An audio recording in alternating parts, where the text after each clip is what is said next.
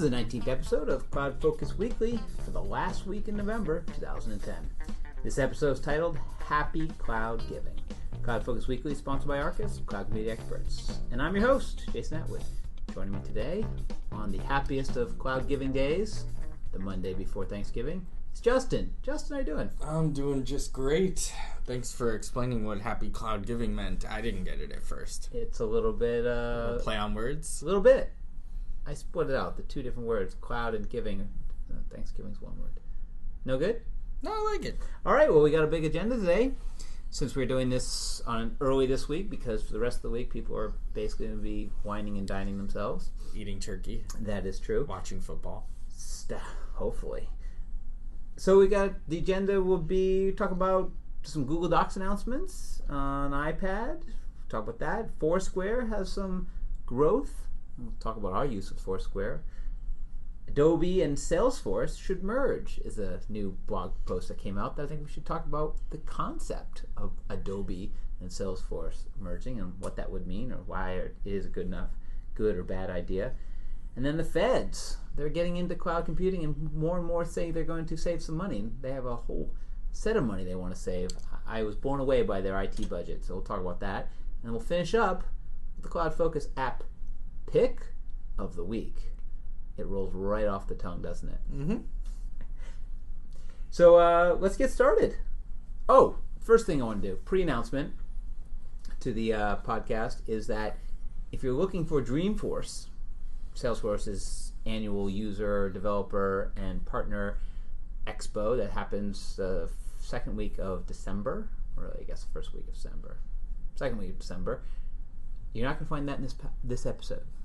That'll be next episode. We will be 100% Dreamforce next week on a full Dreamforceified, good title, Dreamforceified podcast.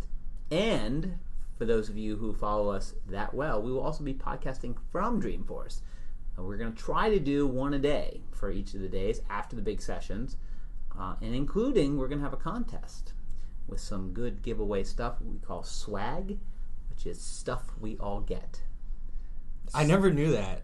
You didn't know that? No. You can take stuff and you can put in another word if you want to. Oh. Yeah, that's the way I've learned it. All right, so let's talk about first thing first, Google Docs. Thank God. Now editable on the iPad and iPhone. Thank you. And other devices. Thank you, Google. Yeah, I tried this out the other day. Did you install the patch that made this work? No. Oh, that's because it's a cloud app. You actually got me with Gotcha. That was good. Should have seen his face. He was like, what? Who? I was like, I had to install a patch? That seems so not right. It's Patch Tuesday. You also caught me off because Apple's iOS 4.2 for iPad and everything came out today, so there's a lot of sort of patching.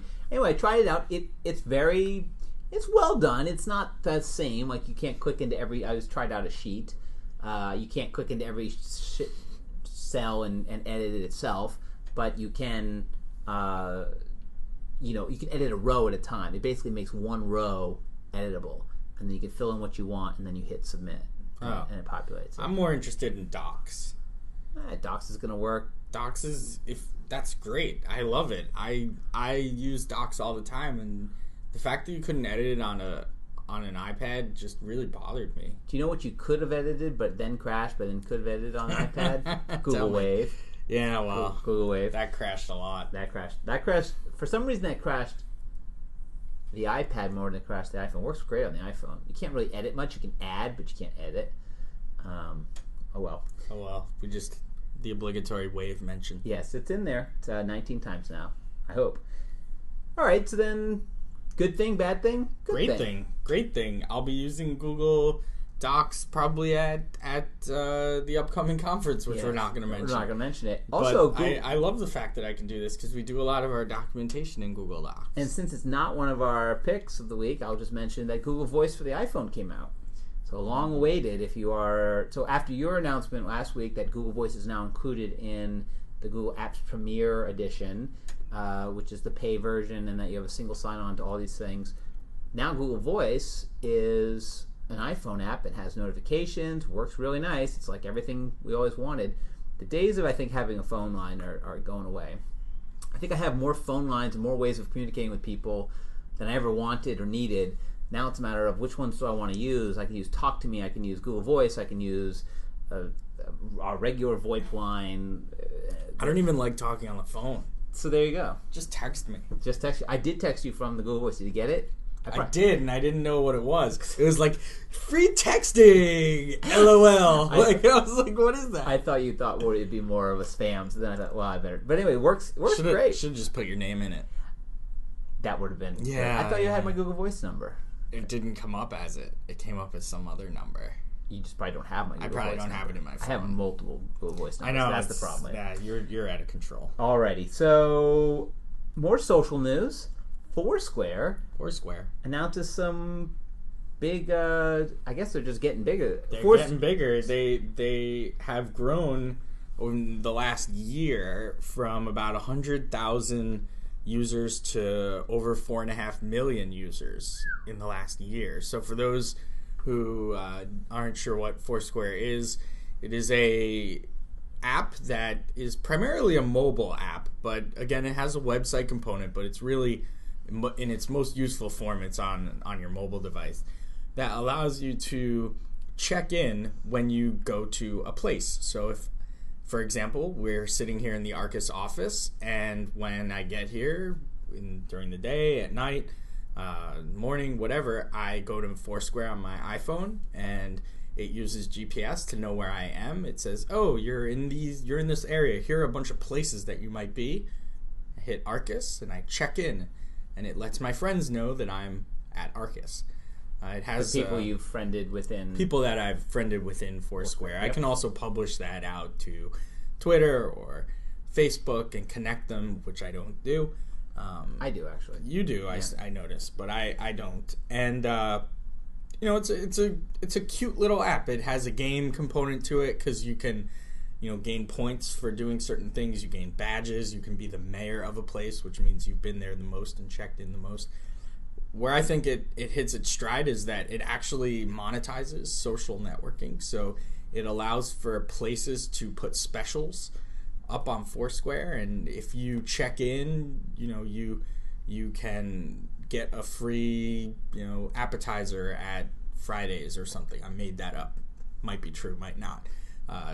If you're the mayor of a place, you get a free drink or something like that. So it has a real interesting flavor to it, and they are growing exponentially. So they have to, they have to hire a whole lot of people to work, and they're, that was sort of the reason why they posted this, was that they're growing from they grew from 5 employees to 35 this year, and they're expanding pretty much really, really fast, and they had to move to a new office.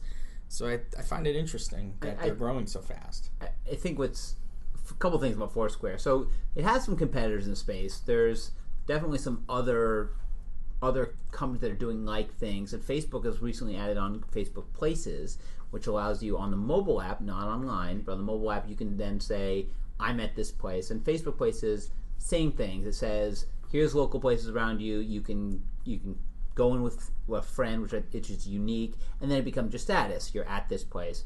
So also, I was looking at Yelp because I was using Foursquare a lot because I was traveling, and that's when it's kind of fun, because you say, why do you post it to your Twitter and Facebook, which again, it gives you the choice to do.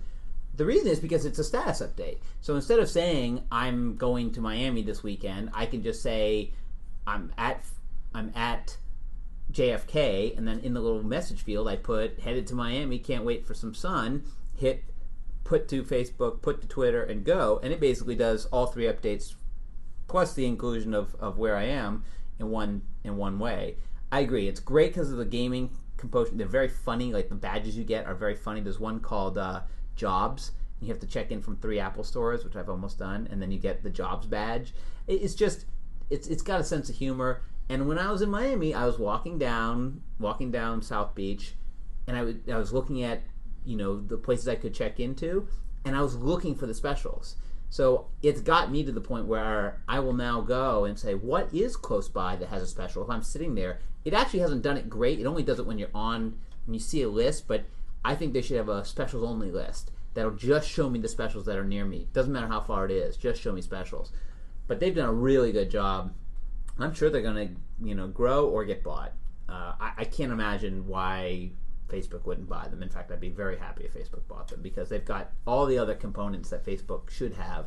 Facebook's only got one thing that they don't have, which is your friend network. There was a product like this years ago that Google purchased. Orkut. I think it was not Orkut. I think it was called Dodgeball. Oh, Dodgeball, that's right. And it's now, I believe it's Google Latitude now, which is one of those Google products that just never went anywhere.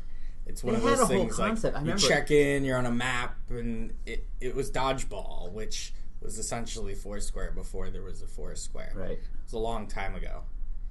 Well, people who were, I think, who got Foursquare is from people who went to work for Google and then left and started Foursquare. Might have been the same people. Yeah, I'm not sure. Interesting stuff.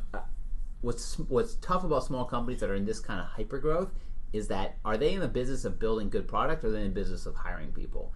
And if they're in the business of hiring people, well, then they're an HR firm, not building good product. So they say they're growing to hundreds of people. I worry that are you going to grow well or are you just going to grow? So interesting. I hope they continue because I actually like it as a product. I love the connection, and they do some things well that others don't. So the next story up is kind of a hypothetical, kind of funny, but brings up some good points that I think we should discuss, which is should someone like Adobe and Salesforce.com merge? Should they merge together and become one company?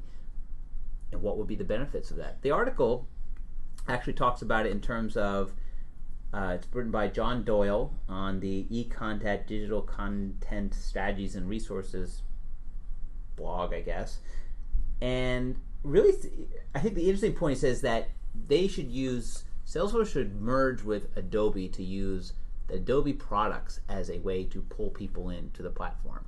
Saying that something like Adobe Reader, right, or Adobe Acrobat, and PDFs is such a ubiquitous form at this point that you should, if you had them, you'd be able to pull people in to start to talk to them. Basically a lead generation tool. Look, sign up for Adobe Reader and we're going to send you information about Salesforce.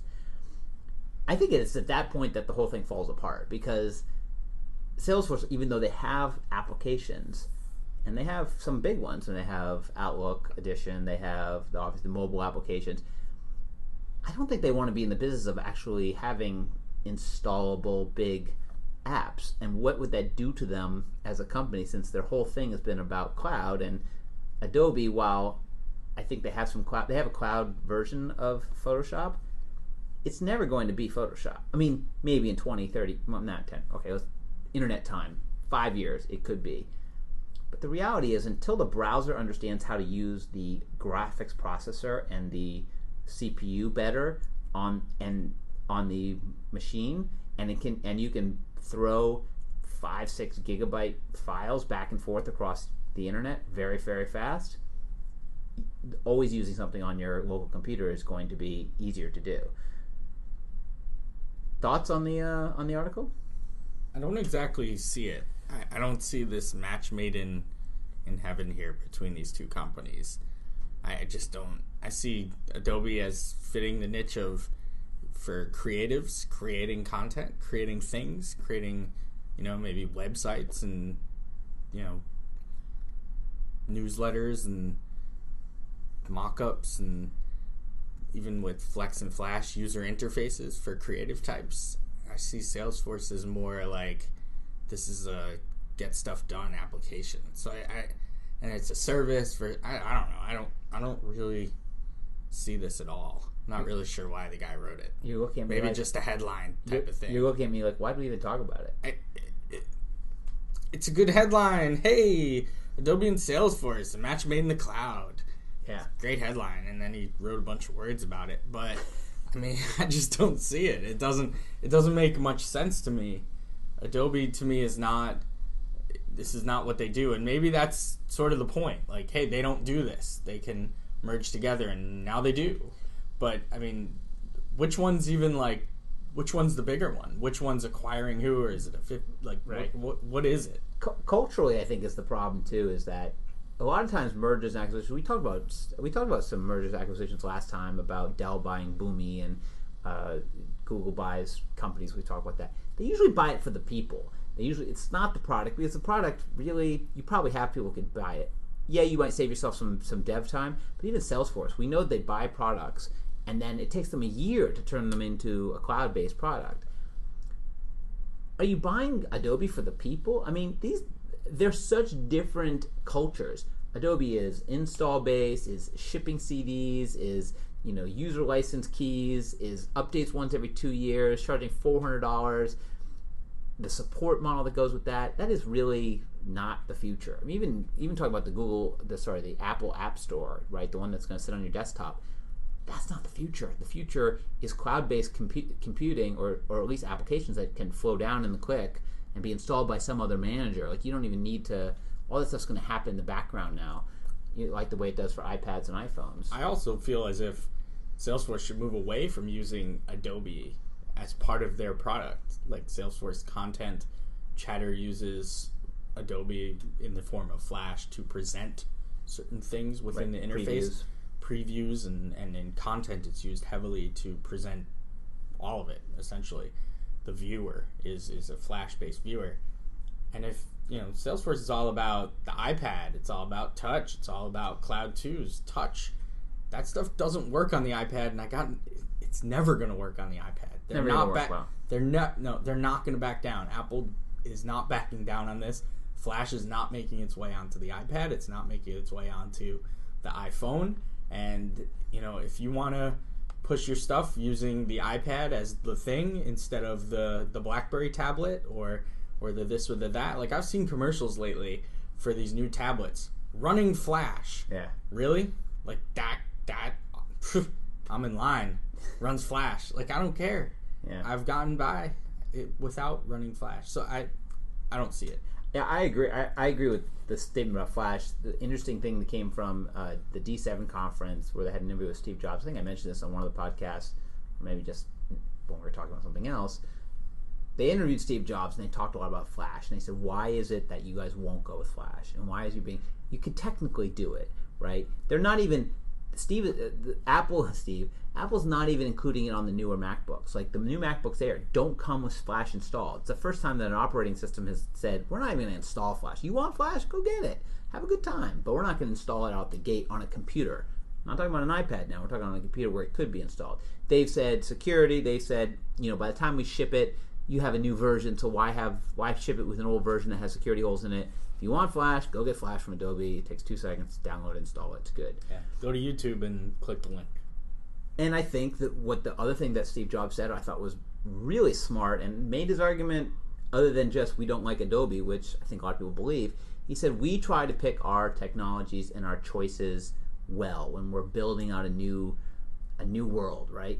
We say, here's the technologies we want to use. And we put together a bunch. And we try to pick those technologies on the upswing of the technology. We want to pick as they're getting stronger, not on the downswing. So we don't want to go and spend all our time and resources, which they have limited time and resources, which is hard to think of these companies as having that, and say, oh, I'm going to put my time and resources in development into putting Flash on the iPad, but what didn't I put on the iPad because I put Flash on there? And is Flash the future or is it the past? And Apple sees, I think the writing is on the wall too, and they're helping. I mean, they're definitely pushing Flash into the closet, but it's on a downswing. It's been around. It had some great use. It was very useful for where it was. Those intro pages were awesome. But HTML5 can do a lot of what Flash can do. The tools for HTML5 are coming better and better. It can do things that Flash can't do, and it's really the future. So Flash has had its day, great, but it's time to put your money and effort into something better. Can it make the whole screen spin? It can make the whole screen spin. I'll tell you the thing, the location-based stuff based in HTML5 is very good. I don't know if you've played with it, but go to Google Maps on your iPhone. No, sorry, go to Google through your Safari browser on your iPhone and hit Find My Location. It does it through Safari. It doesn't do it through, right? And that's why you said that Foursquare is not really big in the browser market because it doesn't have GPS enabled. If Foursquare enabled HTML5 geolocation, then you could. My laptop can find a location because it knows through Wi-Fi points where I am. So an interesting take. Adobe and Salesforce are not merging anytime soon. I'd rather see Salesforce take on someone else, or Adobe get bought by Apple and be squashed and take over Photoshop and make it $99. Make it Photoshop included in iLife. Photoshop Express. That's right. Well, they already have that. All right. So last story is sort of a pickup for a story I think we discussed almost in one of our first podcasts, which is about the U.S. government, which in its 2011 budget said that organizations that are implementing technology have to look towards the clouds. It's a bad pun. To the clouds. Oh, don't do it. I'm so sick of this commercial. To the clouds. No. There's 4 of us. We're not in the same place. We need the document for tomorrow. To the clouds. To Google Docs 4 years ago. To the clouds. To email. The marketing executive can update graphics. Oh. The chief financial officer can update the numbers. If you don't know what Justin is doing, the CEO can quit his day job. He's making fun of the Microsoft To the Clouds commercial, which is something we might just keep up as a running gag because they are so bad. And they're on during football, and Justin and I are both football fans. And they confuse people because my mother has already asked me twice, "Is that what you do?" And you say? I say, "No, that's not what I do." I don't go to the clouds. I build the clouds. All right.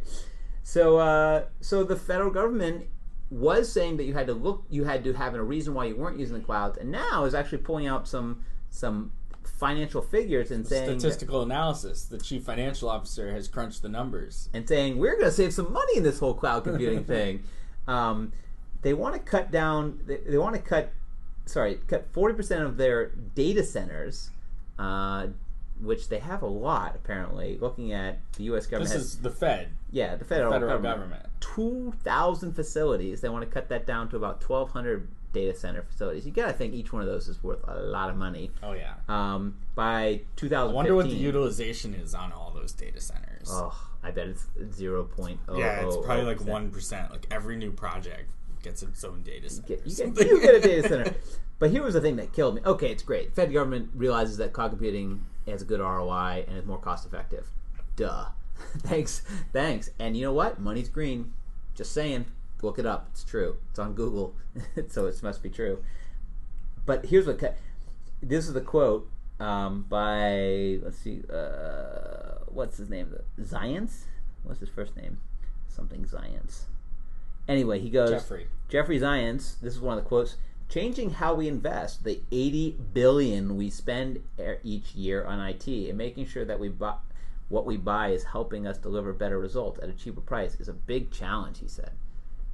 And I went, $80 billion that they spend every year. So yeah, they'll save some money. They're already IT project savings totaling $1.6 billion this year out of $80 billion. That's a lot of money. It sure is. Yes, they could save a lot of money. I mean, it's good stuff. Good stuff that the government is at least somewhat forward thinking. They want to move to the cloud. They get the ROI on it, and it's only going to make companies that we love and know and trust sort of grow and expand.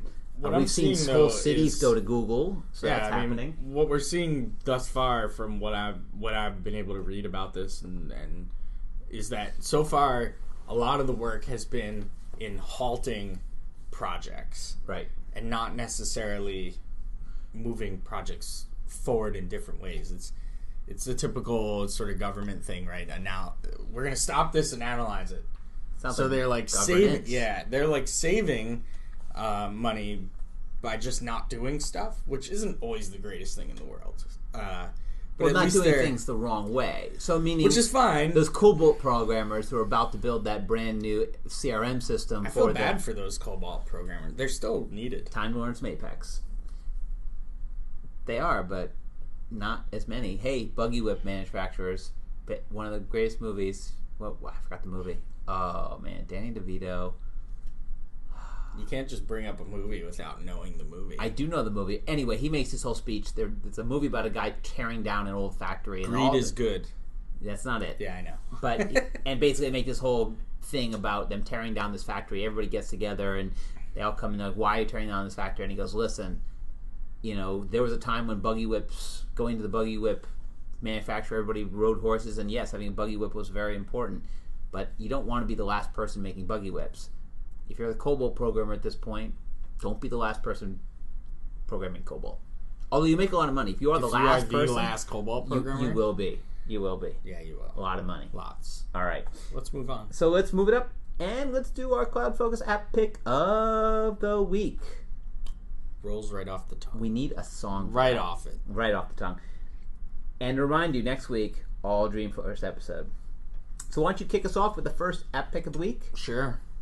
So I'm picking an application called EchoSign. EchoSign is a electronic signature technology that allows you to get electronic signatures or faxed in signatures via the web. It is a standalone application that has a document library as well as its own capabilities with its own interface and echosign.com, but it also comes with an integration package with salesforce.com, so you can have your contracts or quotes or deals go out for electronic signature all from within Salesforce. You don't have to leave it. Set it up, attach a document, send it out, get notified when the other person looks at the document, when the other person signs the document. All of those activities are tracked within the Salesforce interface as well. So you can see, oh, Jason just opened the document that I sent him for signature, but he hasn't signed it yet. Why not? You can set reminders, you can set ticklers, like 10 days later, you still haven't signed this, all automatic. Very nice product. Very, very well done.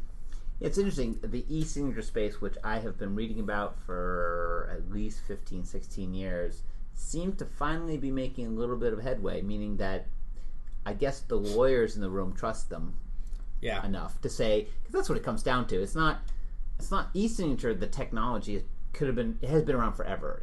The idea that I click on a button or wipe my mouse around to say that that's my signature, that's fine. It's all been about whether the lawyers will say that's a valid signature and stands as a contract or not. I think lawyerly, the lawyers have, the few of them out there in America, all two of them, have finally agreed that an e-signature is just as good as a regular signature, or for certain cases, that is just as good. And so companies that are doing e-signatures, I think, are now sort of to take that on.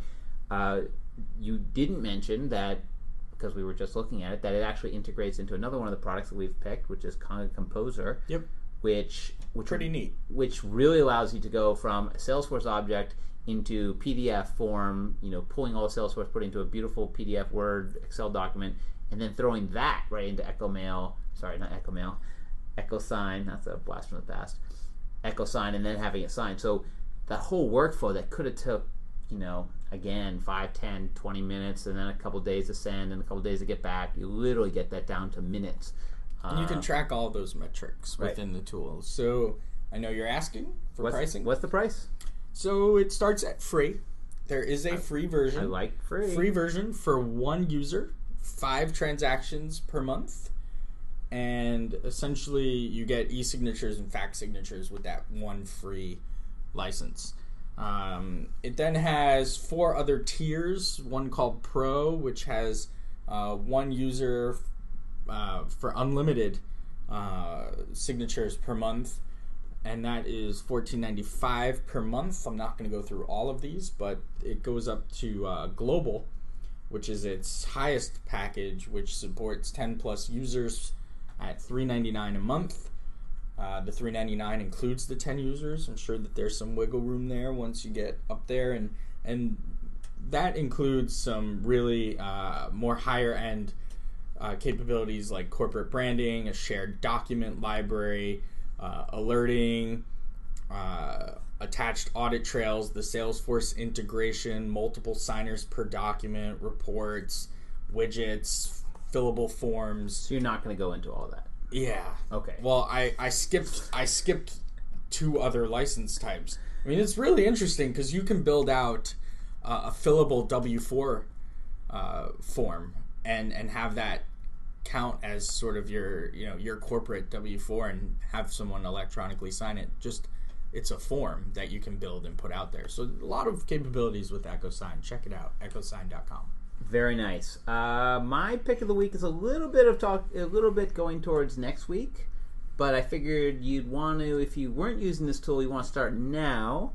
so you could get ready for the Dreamforce, because by the time our podcast comes out next week, it might be too late. So this is my pre-Dreamforce app pick of the week, because you should start using it now, which is a product called TripIt.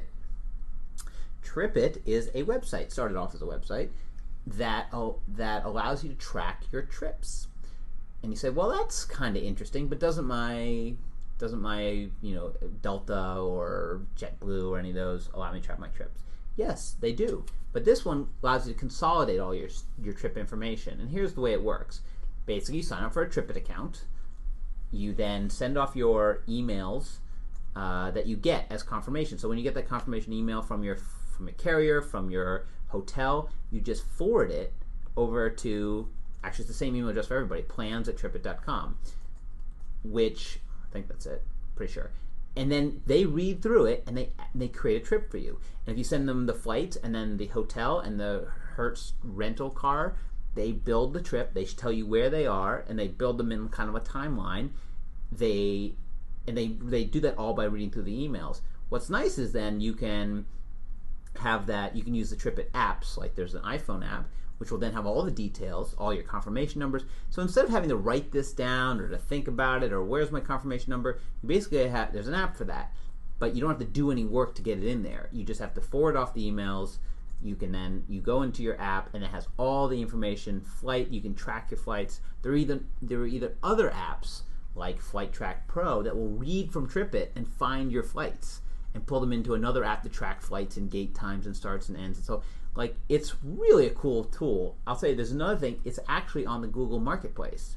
So you can install it into your Google Marketplace account and share it with everybody who's using the Google apps. So it's got some real, it's free. It's freemium, so there's a free version. And then if you want to add in lots of tracking and sharing and all sorts of other stuff, you can add people to the itinerary. I actually just used it when I went to Miami. It builds a beautiful little itinerary for you. That's a PDF. You save it, and then you ship it off to everybody who you want to know where you're going. You say, here's the flights, here's the hotel. It's all in one place. Really, really nice done. It's TripIt, tripit.com. The free version is free, and the pay version is $50 a year. You can connect it into your social networks. I don't need the $50 a year, but for the free version, it's very, very nice. Again, Google integration. So that's TripIt. That's my Dreamforce trip. Plan your trip in TripIt. If you don't have a TripIt account, really sign up for it. It's easy, fast, and what else could you want other than free? Alrighty, so talking about other great things that are free, our blog.arkusinc.com. It's free and good. We blog there about once a week, and we also post all the podcast episodes, so they're all up there for you to surmise. If you want to follow the company, we're at twitter.com/arkusinc. I'm at twitter.com/JasonMAtwood. Justin here is at twitter.com/JustEdelstein. And we're on Facebook, facebook.com/ArkusInc. We're also on LinkedIn, all these other fun places. We're on Foursquare. You want to check into our office, come by and, tell us you're coming first. But you can check in there too. But the best way to get to the podcast, if you know, is to go to iTunes. iTunes has all the podcasts. They're free. You type in CloudFocus Weekly. You hit subscribe, and then every time we publish one of these podcasts, it comes flying down into your device of choice. You can listen to it on your computer. You can sync it over with your iPad. You can also get us on the mobile app versions of iTunes on your iPad, your iPod Touch. We're also in BlackBerry land, which is nice. If you have a BlackBerry, we're in the BlackBerry podcast directory. So all this great. If you're in one of them, leave us a review. We love to hear from you. Or face us, or like us on Facebook and leave a post there. We'd love to hear from you. But until next week, thanks for joining us on CloudFocus Weekly. And remember, next week, all Dreamforce all the time. But until then, we'll see you in the clouds.